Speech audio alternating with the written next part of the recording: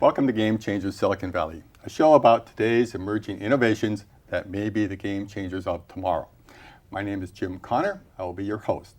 A new revolutionary technology in telescopes called ALMA has recently started operating and is generating insightful and phenomenal results. Tonight we're here to talk about what ALMA is and the type of scientific discoveries that allows us to make. I'm pleased to have two guests here who are using the telescope data to study about the universe. Yashar Hezaveh, who is a postdoc fellow at KIPAC and a member of the Stanford Physics Department, along with Phil Marshall, who is a scientist at SLAC National Accelerator Laboratory. Yashar and Phil, welcome to the show. Yashar, let's start with you. Tell us about this ALMA telescope technology. ALMA is a radio telescope in Chile that looks at the sky and allows us to observe the sky in sub-millimeter wavelengths. These are wavelength of light that is about 1 millimeter in wavelength.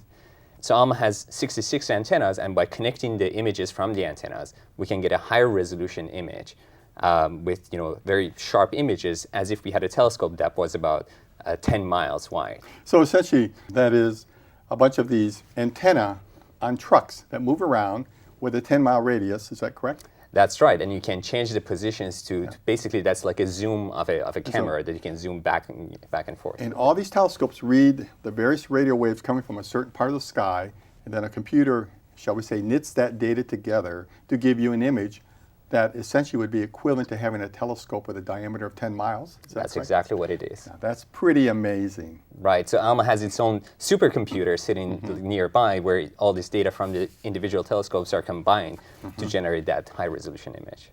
Now, ALMA's making a lot of discoveries about the birth of galaxies. That's the one big thing that started this going. Different telescopes, we can see different things in the universe.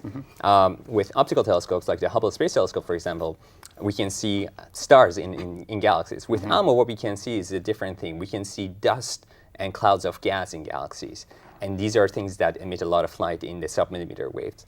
And these are the building blocks for the formation of new stars and galaxies. So what is exciting with ALMA is that we can look at the raw material with which stars and galaxies are formed with very high precision, and so because of that, we can learn a lot about the formation of stars and the birth of galaxies. So with an optical telescope, we only see light. With an ALMA, we see radio waves which come through the dust, are able to transmit across the universe and not be blocked out. Is that correct? Actually, some of them come from the dust itself. Some of the radio waves? Yeah, that's right. So when stars form, the massive stars burn very brightly, and all that UV radiation heats up the dust that's around. It's actually smoke. You should think of it as smoke. And so those clouds of smoke around newly formed stars, they're warmed up and they emit that energy back to us, and we see it as sub-millimeter radio waves with ALMA. Yes. I see. What's going on in these new formations of dust? Are there stars? Are there planets? What is happening there? Yeah, all sorts. They're very active places in the universe, very interesting places to study the physics of star formation. You mentioned planets. Another thing that ALMA is going to be doing, not so much in the most distant galaxies that Yashar and I are interested in, but closer to home, it will be very good for looking at dust in disks around stars that will later turn out to be solar systems. So protoplanetary disks are a hot topic with ALMA. Yeah, we have an image of that we're going to put up on the screen, which is this star with these rings of dust around it that look like they're going to be planets. How far away is that object? That's about 500 light years away from us. That's pretty close then, isn't it? It's pretty close, but at the same time, you can imagine it's very small. So that's the size of a little bit bigger than our solar system. So with this image, we're really, these like rings are about, a few times the orbit of Neptune. So we can really see inside of another solar system that is about 500 light years away. But with ALMA, on larger scales, we can see things that are billions of light years away from us. Are we starting to get that in now? Is that kind of data coming in?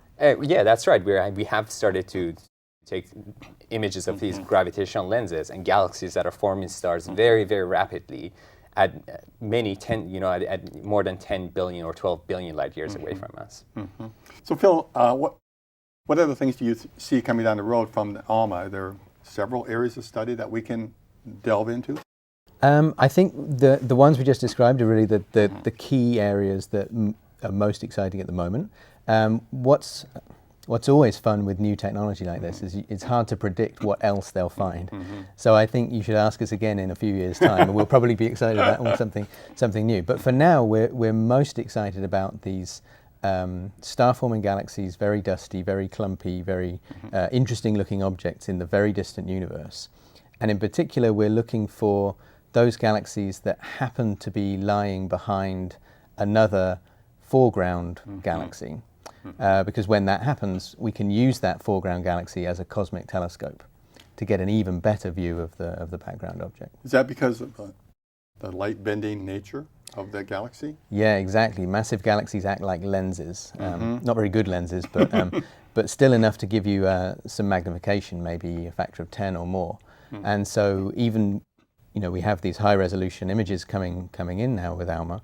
We can then super resolve these distant dusty galaxies using gravitational lenses. So if you remember, we had another show with you a few months ago talking about dark matter and that matter can bend light. Yes. So if you have one galaxy sitting behind another galaxy, it will bend the light from the galaxy.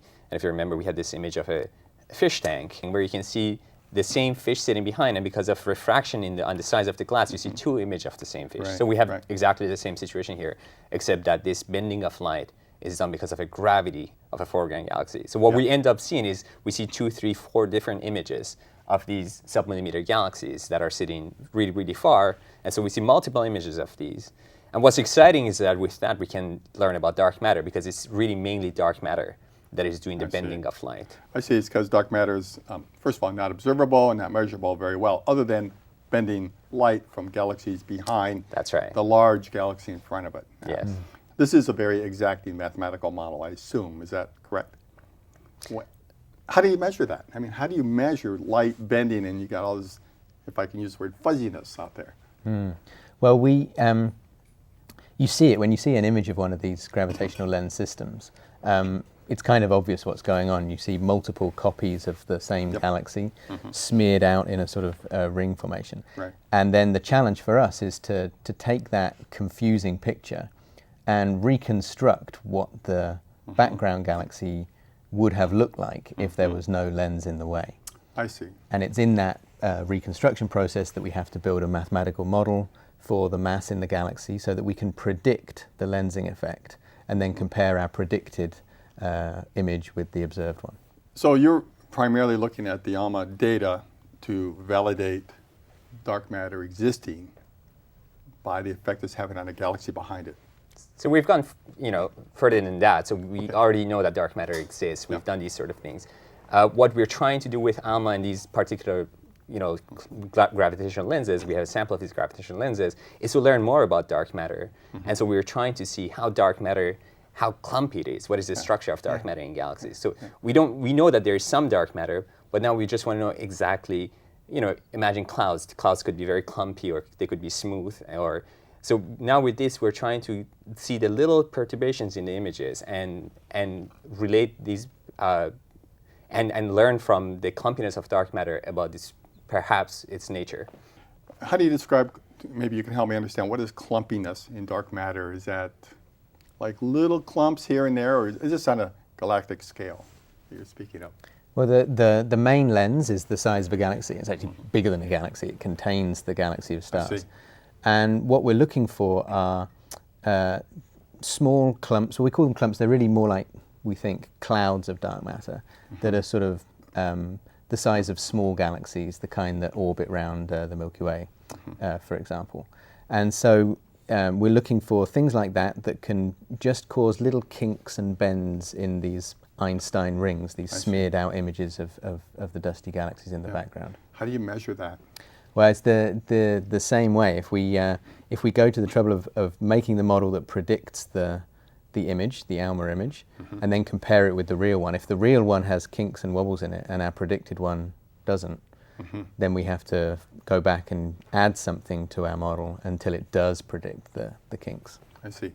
And you're working in collaboration to come up and apply the mathematical models to the ALMA data, validate it, say, hey, there is dark matter here, and it's having this effect as predicted. And therefore, we believe what? What would we believe if you're correct? So currently our favorite model of dark matter predicts that our galaxy, the Milky Way, should be sitting in this cloud of dark matter with tens of thousands of subclumps. So we're predicting that around our Milky Way there is probably 50,000 tiny subclumps all over the place. Really? And now the natural implication for that has been that each of these subclumps would have its own tiny galaxy sitting in it. So the Milky Way should have many satellites going around it, a few thousand satellites, tens of thousands of satellites. And so, but we don't see that. We only see 30, 40 satellites for the Milky Way that we've searched.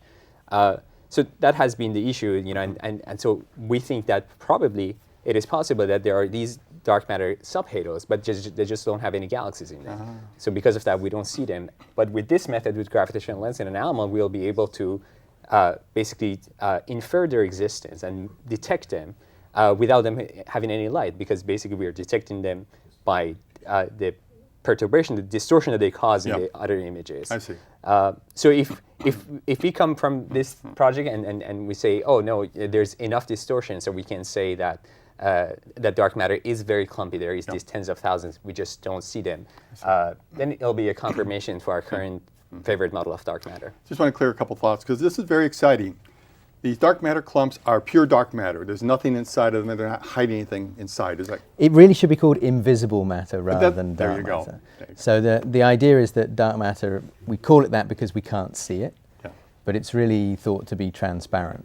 So if there's a galaxy inside a cloud of dark matter, you'd see the galaxy. You would? Yeah. Okay. So the photons would come through without any problem. And Phil, you're the scientist at SLAC who's project leader? No, you're the project leader. You are the project leader, correct?